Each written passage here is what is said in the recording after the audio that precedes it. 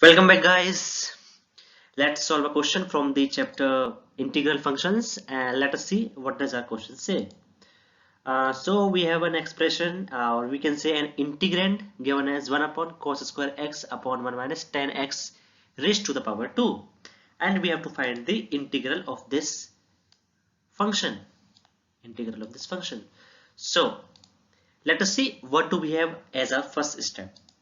Uh, Our first step says that we can write cos square x in the denominator as sec square x in the numerator. As you all know that 1 upon c square x is equal to sec square x, or 1 upon cos x is equal to sec x. So we just transferred cos square x from the denominator to the numerator part. Now you can easily see that if we try to differentiate tan x, that is d of tan x with respect to dx is what? Sec square x. So we can apply this thing over here. We can substitute 1 minus tan x as t.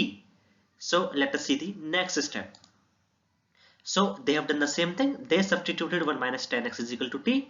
That gives us answer as minus sec square x dx is equal to dt. So minus sec square x dx is equal to, can be replaced by dt. So let us see the next step. So we place integral on the both left hand side of our original expression, and that was sec square x upon 1 minus tan x raised to the power 2 dx, and then we replace sec square dx by minus dt. So sec square dx is equal to minus dt, and our 1 minus tan x was t. So 1 minus tan x raised to the power t becomes minus dt upon t square. That is integration of minus dt over t square. So let us see the next step. So now finally we have we can simplify the expression that was this one, minus dt upon t square. We can bring t square to the numerator, and our final expressions become minus of integration of t raised to the power minus 2 with respect to dt. Now let us move to the next slide. So now we can apply our formula, that is integration of, let me write it for you, that integration of x raised to the power n with respect to dx is x raised to the power n plus 1 upon n plus 1. Or you can change the variables.